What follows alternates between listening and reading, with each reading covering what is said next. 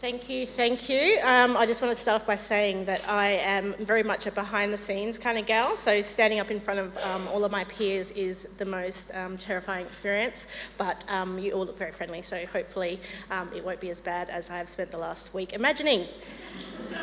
So my aim today is to make SEO seem a little bit less overwhelming, and everyone can walk away with a little bit of something that they can take back to their business, small business or organisation, and make their website a little bit better and make the internet a better place for everyone. So I'll just do a brief intro of where I started. I started my own little freelance business doing social media management. And then, doing social media management, I realised that sometimes, while social media is extremely powerful, for some businesses, they're not going to get leads or see major business growth through social media. It's more about awareness and, all that kind of stuff. So, after a couple of years of doing that, my sister moved into a business development role for a manufacturing company, and they'd been around since the 60s. And they had it was around about that time that Yellow Pages they were still trying to go out to people and sell ad spaces, but internet had started to occur, and so they were really scrambling. So they were doing free websites if you bought a little bit of ad space in the Yellow Pages. So their salesperson came around and said, do you want to buy a little bit of an ad space? We'll do your website. And they said sure. And what they ended up with was what looked like something from Microsoft Publisher in the 90s, and that they even wrote the copy for them because, being a small manufacturing company, they didn't know much about copywriting. So after talking to her and seeing how passionate she was about her business, I was like, nobody knows about this, and social media, I think it's going to be a great avenue to get your brand out there. But I think that in terms of getting more customers and more business growth, when you need to improve your bottom line, you need people to come in for quotes. So what do people do when they need to get a quote from a new business? They Google it. So I said to her, free of charge, can I just play with the business's website? And they were like, sure, go for it. We don't understand any of this. And so I started doing that, just consuming every piece of content out there, following all the thought leaders in SEO. Learning everything as I went. It was a long process, but eventually got them ranking in the top 3 space for plastic injection moulding, which was really exciting. It was I was I think there's 50 searches per month for plastic injection moulding, but I was just yeah, we're here. But out of those 50 people, that if you're searching for plastic injection moulding, you actually want some plastic injection moulded. So, which is really exciting for them because, if they would started getting a few more leads. And when a plastic injection moulding company gets a lead, that can be worth anything from, $50,000, $100,000, $200,000. So they don't need that many leads per month or year to kind of keep growing their business. So they were a business of 3. With this, started growing their business organically with SEO. They started getting more leads. And now they have 15 people hired in their company. They made, I can't tell you what their turnover was this year, but it was a record turnover. And still to this day, that was about 7 years ago, they credit the SEO and the work that I did to, helping them grow their business past that, really small mum and pop sort of business into now what, they just did a massive, had a massive project during COVID, which, made them a lot of money and helped people around South Australia. So so that was really exciting to see how much you can affect a business's bottom line through SEO. So that really gave me a taste for it, and I wanted to keep doing it. So today we decided with the Refuel team that I would do a case study. So we put the word out there for people to see if they wanted their businesses audited, and we got a few. And the very lucky WEA, Adult Education, won that spot. We've got Kelly over here who works for WEA, and she has allowed me to deep dive into her data to see how we could improve the website.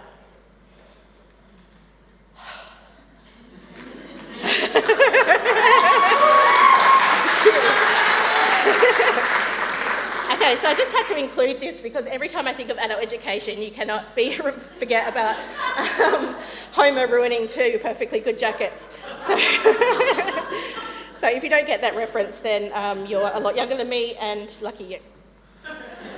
As Kelly is well aware, that their website is a bit of a dinosaur. It's been patched together through a lot of old legacy systems. If you've ever worked in education, you'll know that it's a hard slog to get people not only into your courses, but, having to keep them affordable and to, keep paying your teachers and to pay them a reasonable rate. So it's kind of a hard sector to be in at the moment because, people, there's so many different options out there, but WEA is a huge institution, and having been through their site so completely now, I am like candle making, tours, cemetery tours, there's so much cool stuff in there. Welding, I could do a beginner's welding course for like $70 or something. I'm very tempted. And actually, if you look at this, you can tell that it's a bit dated. On mobile, it kind of doesn't look as dated. So it does work on mobile, which is good, because, something about people using mobiles more now or something. So I thought, this is the acquisition channel. So you can see that they get a huge lot of, this is from June last year to June this year. You can see they get a lot of traffic through their site, through organic search. So it was just proof that for them, organic search is really important. You can see that organic search has the most amount of users, the lowest bounce rate, the highest amount of pages per session, the biggest amount of session duration, and if any of these things don't make sense, I'll move on to easier things kind of. And you can see it's their highest goal completion rate. So most of their goals, most of their enrolment completions come from organic traffic. So you can see that it's something that is really important to their business. They do run a lot of paid search as well, so that's helpful. Kelly's a gun on the social media, so getting people from social over to their website is working well. So this is, I use SEMRush as my SEO tool of choice. It's pretty expensive, but for me it's worth it. It's kind of like a one-stop shop for me, so I don't have multiple tools. I just use the one, and then cross-check them with some other things occasionally, Google Analytics. So the cool thing about this kind of dashboard is that at a glance it gives us a bit of an idea of how the site is doing. So you can see there the site health up in the top corner there is at 62%, which sounds bad, but I've seen worse. 40% websites still ranking. So what I'm going to talk about now is the technical side of SEO, which is the kind of the stuff that makes people's kind of freak out, and they're not going to know what I'm talking about, but don't panic is what I'm saying. Everything is Googleable. So with this site, there's 115 errors that came up. So, are errors going to stop a website from ranking? It depends. So this is one of the most famous terms in SEO because it really does depend on a whole lot of factors. It depends on if your top competitor's website is worse than yours, then your website's probably going to rank better than theirs. So, it does depend. And then just another little GIF, meme from It Depends, an SEO adventure. So every job is always different with SEO because it really depends on what everyone else in the market is doing. If everyone else has got kind of a shitty website, then you're fine. So being a live audit, we're just kind of looking at WEA and seeing what's wrong with their website. So you can see here that it's picked up that there's 36 issues with duplicate title tags. And so a lot of people put their hand up that they did SEO, so most people know what a title tag is, but you can see here, this is the title tag. So for every page on your website, you will assign a title tag. And what a title tag means is there's just a little bit of code that makes it a title so that Google understands what the title of the website is and also, how to display it in the search engine features. The reason why it's bad is because it makes it hard for Google to understand what each page is about and the keywords and everything if it doesn't have a very specific title tag. So this is for the homepage, so that's a fine title tag for the homepage. I did find that a big keyword that they could be ranking for is short courses, so they could potentially put in their WA, South Australia short courses. But yeah, it's really important to have individual title tag for each page. How to fix? Make a unique and concise title for each of your pages that contains your most important keywords. Now, being that this is such an old website, is there a content management system that you can log into? No. very limited amount. So if you are using WordPress, Squarespace, Wix, HubSpot, you would be given the opportunity to assign your own title tag, but given that this is such an old system, Kelly would then have to write down all the title tags and send it to the team, and hopefully they would go, okay, sure, whatever, we don't understand why we have to do this, but it looks like the website's so old that they've kind of just put a boilerplate kind of thing, and all the title tags are exactly the same for the main pages. I like to think of Google as Roz from Monsters, Inc. It's like, you just kind of have to dot your I's and cross your T's and like all these little things that sound like they don't matter, and it's kind of a weird relationship that an SEO person has, because you're kind of working in between digital teams with web developers, and it's not that you are necessarily that a web developer has done a bad job, it's just that the things that they focus on and the brief that they've been given often differs to what things that I'm going to be looking at. So I try to picture Google like Roz, and that she's not very impressed if you haven't crossed your T's and dotted your I's. So everything that comes up as an error, think of Roz being very disappointed in you. Did I just go back? Ooh, that's scary, isn't it? Okay, so yeah, duplicate card tags, I've just put them all here. And the reason that I've shown them, even though it looks scary to see all these URLs, is that one thing I noticed with the duplicate title tags is that there's, in the first column, you can see that they're all wea-sa.com.au. And in this column, you can see that they're the same URL, but with the www. So at some point, somebody hasn't set a redirect to tell them that we only want to show one or the other. So if you have a www and a not www and you don't make a redirect, Google's going to assume that those two pages are completely different things. So it's going to be crawling through all those pages, and then it's going to think that they're duplicate when they're not. So this half of this error could be fixed up with setting up a redirect to say that we only want to look at wea.com, or being that WEA has like an older audience, we might want to put the www in there because older people like typing in www. And this will make more sense down the track as well. So again, 36 pages with duplicate meta descriptions. They're all the same pages as before. This is what is a meta description. It's that bit of text underneath the title where you tell people what the page they're about to visit is about.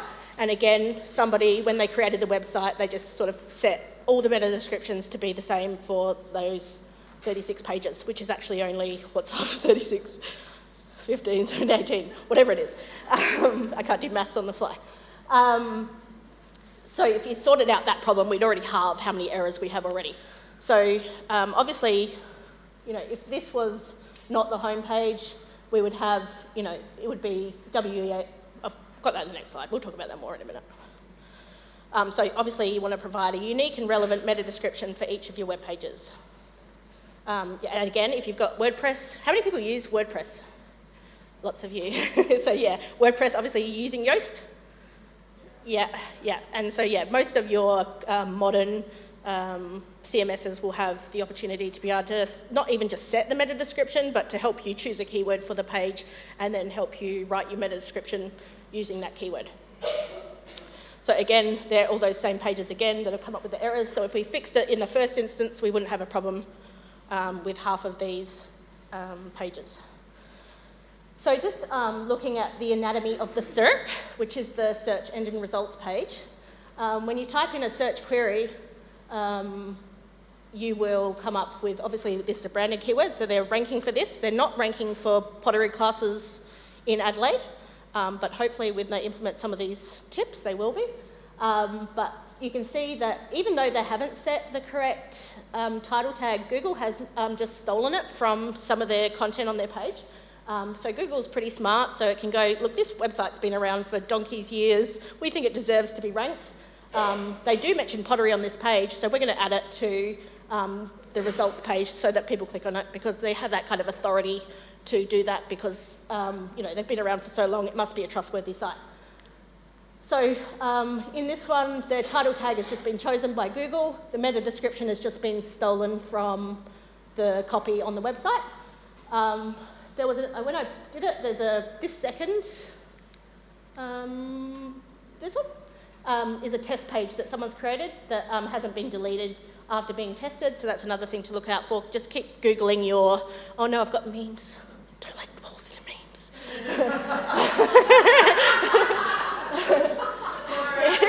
I think I've got through most of them.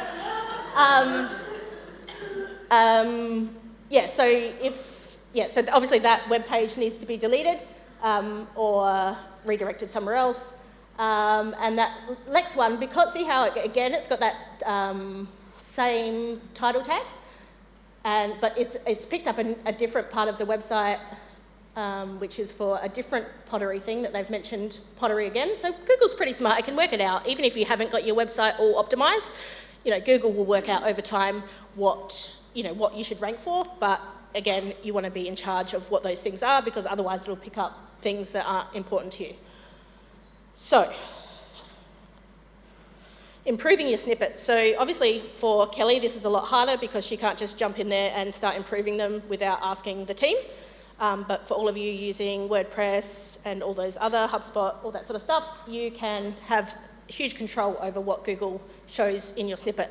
So my suggestion would be for pottery, because there's a whole bunch of people searching for pottery courses, is that we mention in the title tag that there's pottery for beginners at WEA, and that it's adult education. Again, so for that page, obviously somewhere along the line, people stopped setting URLs. So like with some systems, like if you don't set a URL title page, it'll just assign like a number system. So obviously it'd be good for Google to know that if we change that to wasa.com.au, pottery for beginners, that would help Google know what the page was about. And then we could play around with the different meta descriptions to make them obviously more descriptive, so that when people are scrolling through their Google feed, that they can just see exactly what the page is going to be about. There's no question that they're going to get to a page that they want. So there's lots of different options there for creating a better snippet. And you can play around with that. So, adding the word Adelaide in there, because a lot of people search for pottery courses Adelaide. You can, just play around and see what works best depending on what your keywords are. So the next one is duplicate content issues. So again, it's the same thing with the other ones, is that because there's been no separation between the www dot and the non-www dot, Google thinks that there's lots of pages and they're exactly the same. So the next one is 5 pages returned the 4XX status code, which is your 404 errors.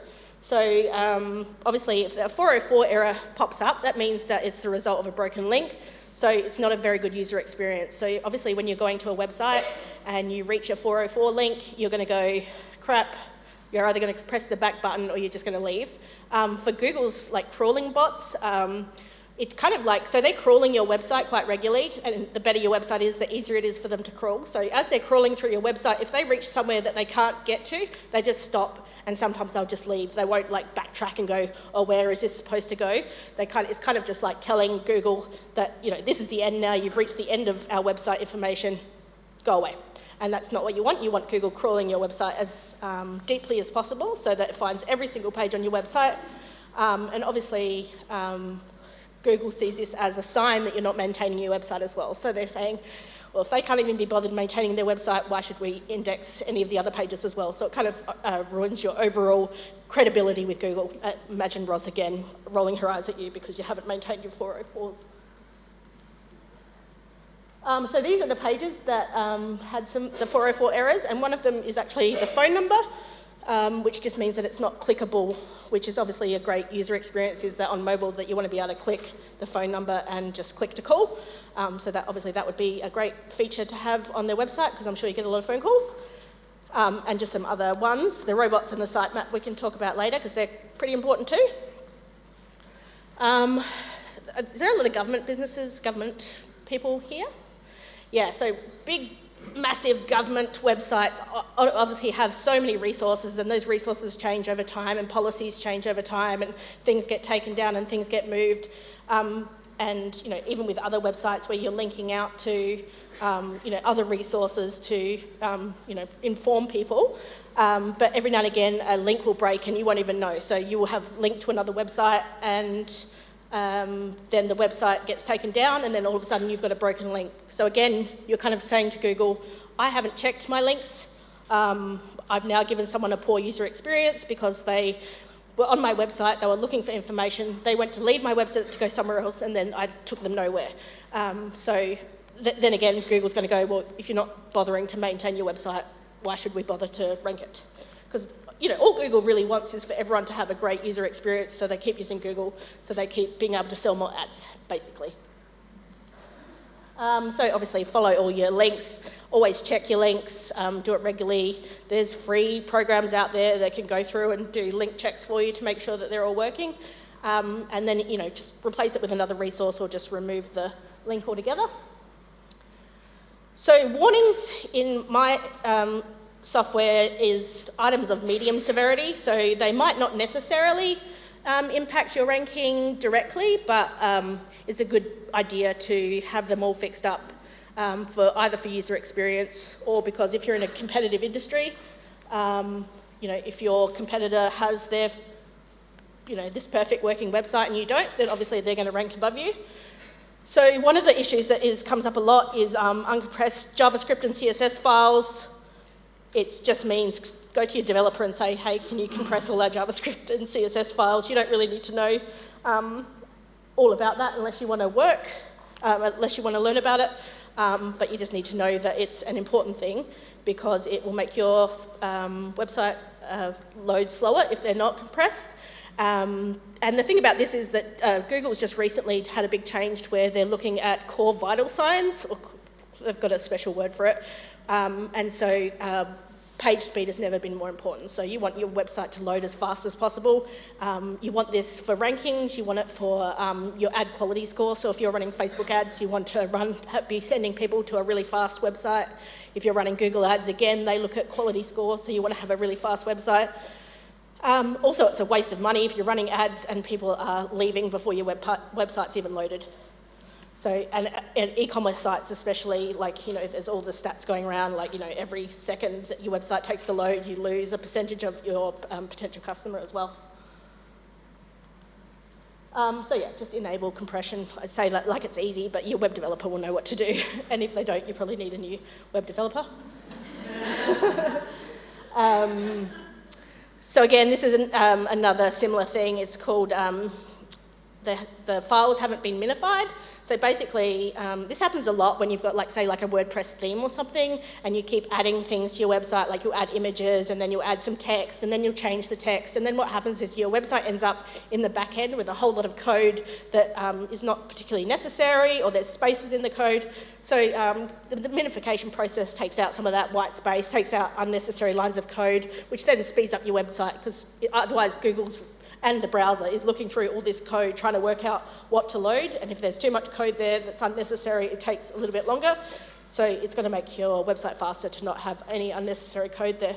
And this, for legacy websites and even particular website themes that are they're really good and they're really easy to use, like Divi and stuff like that. After a while of using Divi, you will end up with a whole bunch of unnecessary code. So it's good to go back and remove any unnecessary stuff so it loads faster. Does everyone know what an alt tag is? Yes. Okay, so alt tags are both for humans and for robots. So the image tags are used by search engines to understand the content of your images. So if you had an image of say this, for example, robot shaking a cartoon hand, you would put in there cartoon robot arm shaking human hand on orange background, for example. And this will allow Google to know what, because Google doesn't have eyes. Like Bros has eyes, but Google doesn't. So it's relying on you to tell it what the image looks like, although I'm sure there's some sort of weird AI thing going on back there where it can basically work out what images are. And that's probably why it gets us to do all that, that how many traffic lights and how many car signs in the, to prove you're a human. And the most important thing is for accessibility. So if somebody's got vision impairment, neurodiversity, like dyslexia, they might not be able to, or even if your website doesn't load an image, at least you've got the text there to tell people what it is. So especially important for visually impaired people. And also for SEO purposes, even though you should do it anyway, you should make the internet as accessible for people as possible. You can put some keywords in your images so that it also lets Google know what the image is and that it's related to your topic. And in saying that, you read that, disabled and neurodivergent audiences make up to over 20% of every mainstream product audience, and within that there is a lot of diversity with what comes to barriers to experiences. So, you should just make your website accessible because one, you do have people of different experiences coming to your website and you don't want to be missing out on that. And also, I think the internet should be as accessible for everyone as possible, just like society should be. And just to drive that home, one more quote, accessibility is a necessity that should never be deprived. So back to the WEA website, there's 84 URLs with a temporary redirect. So these are, most of those pages that I listed before have a temporary redirect. So what a temporary redirect is doing is it's telling Google that they should still look at those pages because this is just a temporary situation that we want you to look mostly at the other page, but we might change our minds and we want you to look at the other pages as well, so we're hedging our bets both ways. But you need to really decide one way or the other whether you want a temporary redirect or a permanent redirect, because a permanent redirect will mean that all those www pages, they'll no longer be viewed by Google. You'll only get one version of the page. And also, most of the time when you're redirecting something, you just don't want Google to know it's there anymore. So it's a redirect to go, we don't want you to go here anymore, we want you to go over there. So what is a redirect? It's a way to send both users and search engines to a different URL from one that they originally requested. So you would be redirected all the time and probably not even know about it. But yeah, basically you can just, it's a directive to tell a search engine and the browser to go, don't go here, go over here instead. So it's an easy way to get people to go from one place to the other without having to say, hey, this page doesn't exist anymore, or whatever, and now you have to click here. It just takes out that whole middleman. So 36 uncompressed pages, and I think this is just to do with the age of the website. Most CMSs these days would just do this automatically, or there'd be some plugin which would just compress the images and compress the page so that it loads faster. So most of you probably wouldn't have this problem, but it's probably just due to the age of the website.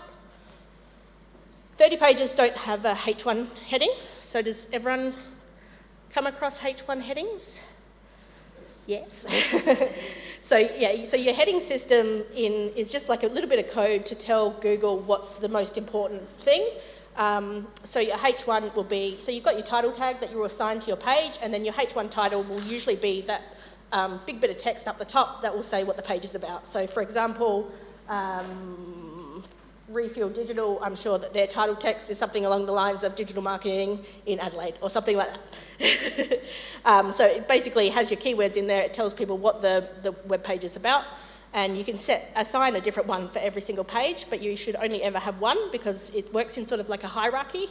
So H1 is the most important heading tag, and then it sort of works like a book, like a chapter system. So H2 would be like a subtitle, H3 would be like a less important subtitle, but as you go down you kind of work through those, and then you would just have your paragraph text in between. But Google loves those. It reads your title text and then it reads your H1 heading, and then it starts trying to gather the intent of the web page so that it can understand where to rank you, why to rank you, and what your page is about before it even has to start filtering through all your images and paragraphs.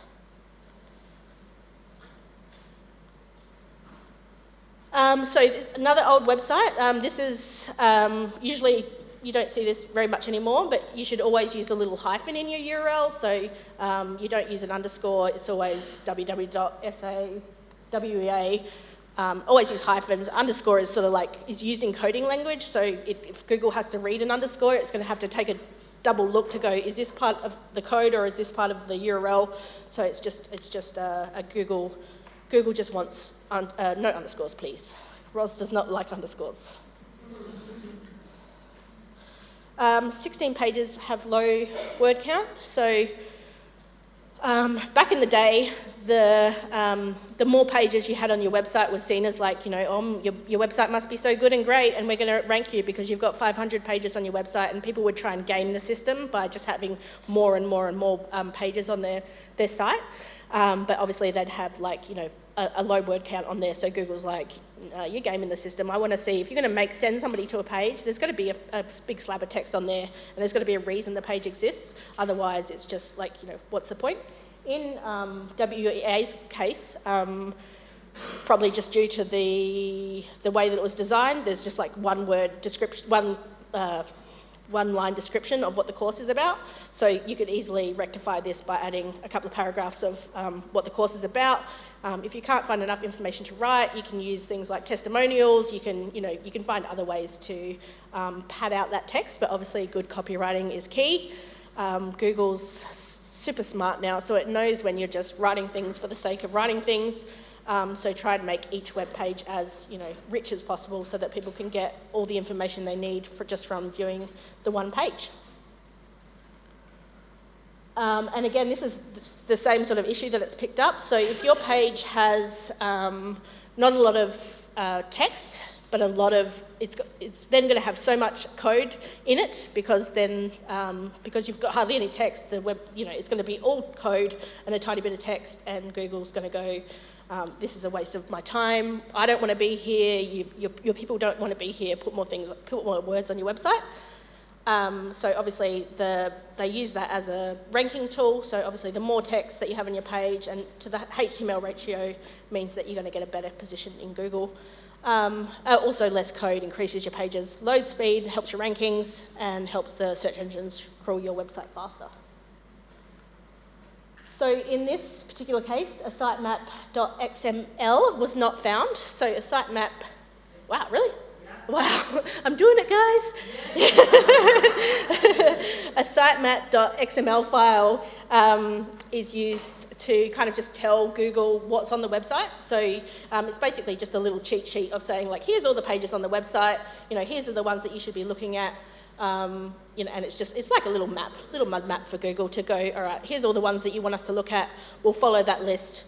It should match up with our crawling thing, and it's just the easiest way to provide direct information to Google about which pages you want them to look at.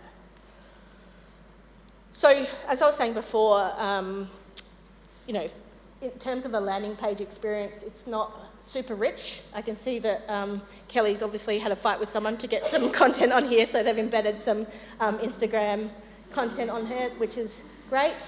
I'm sure you had to fight tooth and nail to get that done.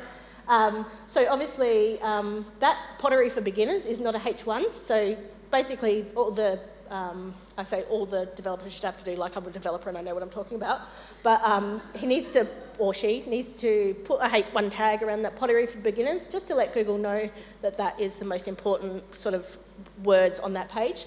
And also it would be in the title tag as well. So then you'd have the title tag saying pottery for beginners, you'd have the H1 saying pottery for beginners, and Google would go, I think this is pottery for beginners. And then as well, to make it more rich, obviously in terms of, digital marketing as a whole, we'd want to have like a couple of paragraphs here about the course. We'd want some testimonials. I see that there's some great YouTube videos available for some of the courses. We can embed the YouTube videos into the page. Google loves video, as we all do. Video is the future, video is now, all that kind of thing. So video is great. So yeah, obviously using your other H2s and other heading titles and creating that hierarchy of information, and just without stuffing it full of pottery for beginners, making a rich, readable text that makes people want to do your course. Not only is it great for humans, it's great for Google. So we want to impress both. So this is just like an opportunity that I saw. It's not particularly, I guess, technically SEO related, but it's just in terms of like conversion rate optimization, which always helps. And I think it was Jacqueline was talking about the customer experience. So, well, they actually rank pretty well for Learn to Weld Adelaide and welding courses in Adelaide.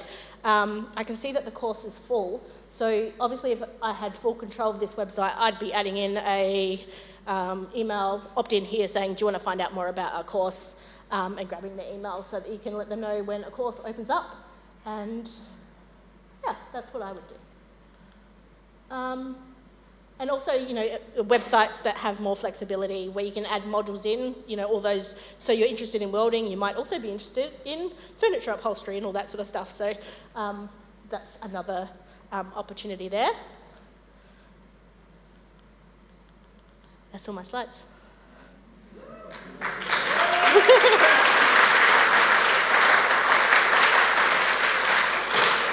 can breathe now. I can breathe.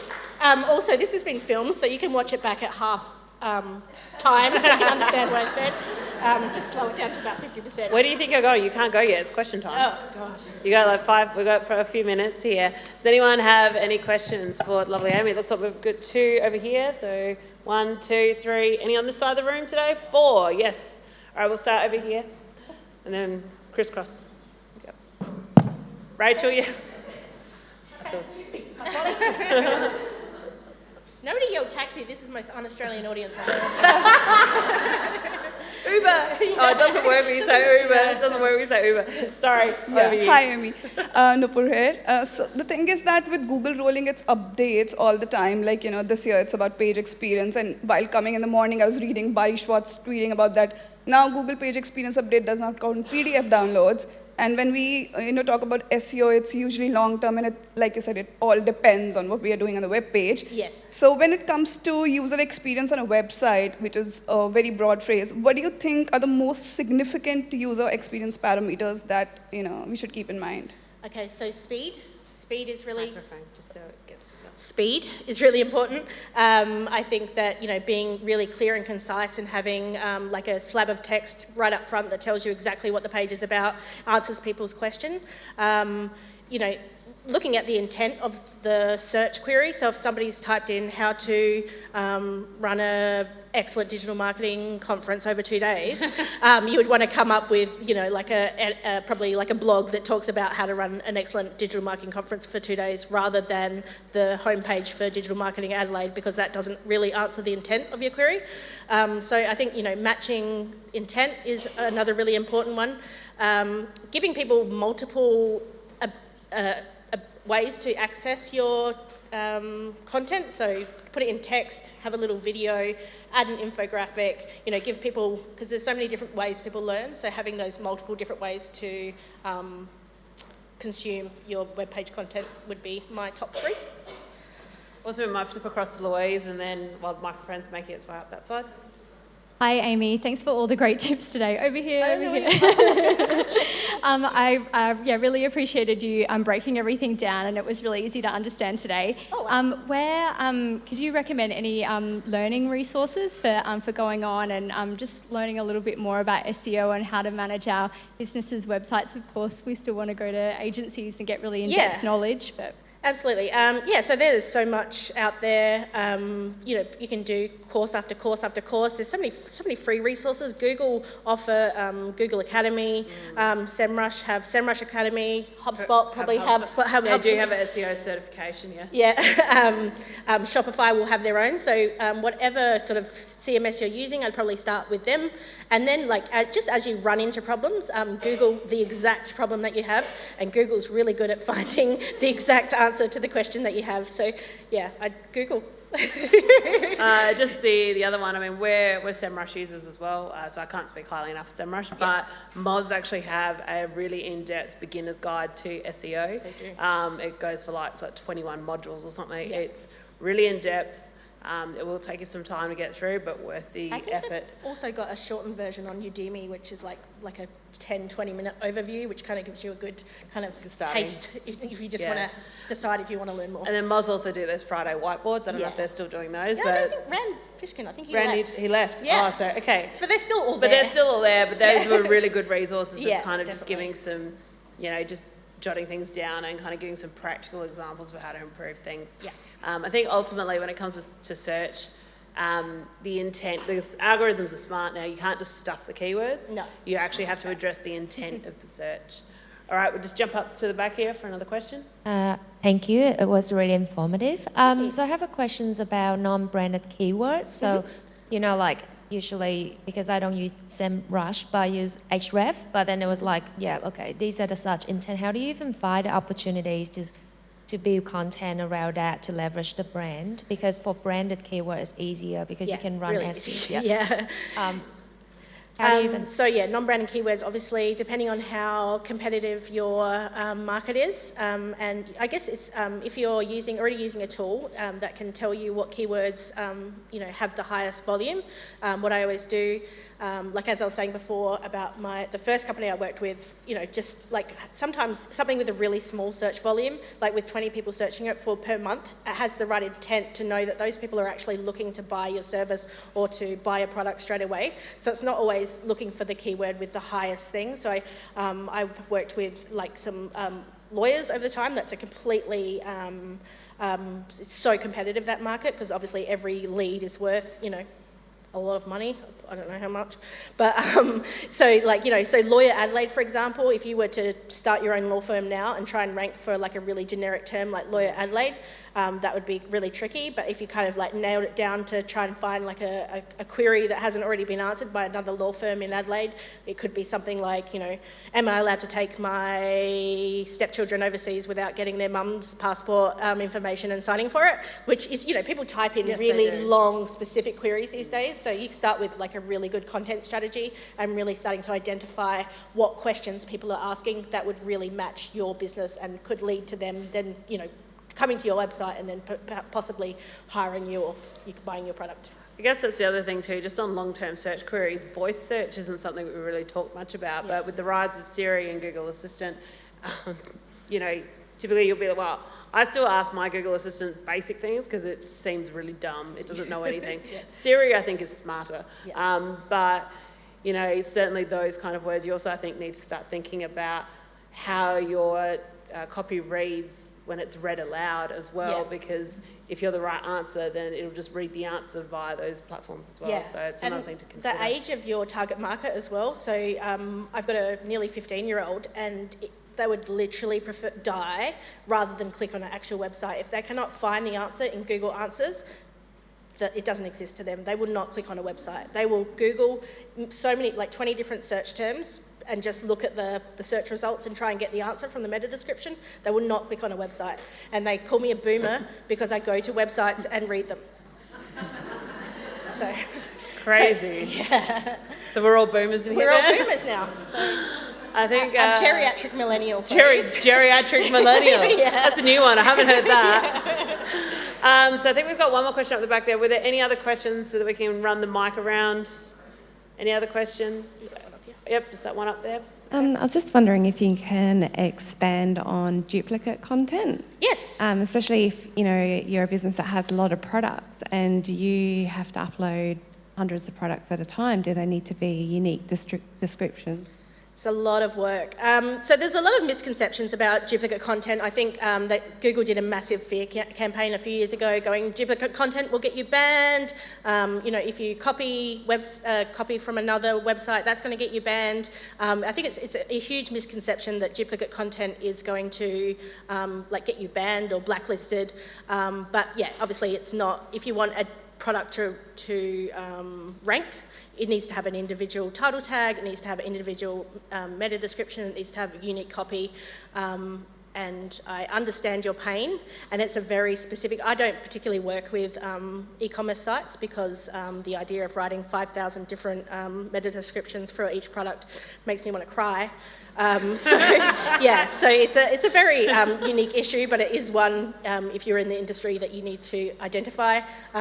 Who was it yesterday talking about the copywriting AI bot? Sarah Jane. Sarah Jane, yeah. Get Jarvis on the case. Yeah, I would have a look at getting Jarvis on the case to kind of make it a little bit easier for you, but I feel your pain. I think we've got one last question in the back corner. Hi, just wondering, so our website is predominantly offshore users with quite a variety of internet quality access to internet. Yep. So we are always conscious of developing and optimising for the lowest common denominator. I'm wondering if you've got any advice around the latest trends in terms of video, if we're only embedding on e-pages, are we still linking off to Vimeo and YouTube? What's the latest so I think with that? embedding is the quickest. Ryan does a lot of video. Embedding is the way to go. I think it gives you the option. I don't think it starts loading any of the video content until you press play, so I think it just reads the code to let the browser and Google know that it's there. So definitely embedding rather than actually uploading the file to the website is much quicker. And also, people just want quick, easy access to information. So if they're having to wait 3 seconds to see your beautiful panscape of whatever you're selling, if it's their 50th time to your website, they really don't care. If they want to watch the video, they can just click play on YouTube, and that works just as well for SEO, if not better than having the actual website uploaded to your website. Yeah. The video uploaded to your website. Very cool. Were there any final questions for Amy? No, looks... I'm free? Go. Well, thank you for...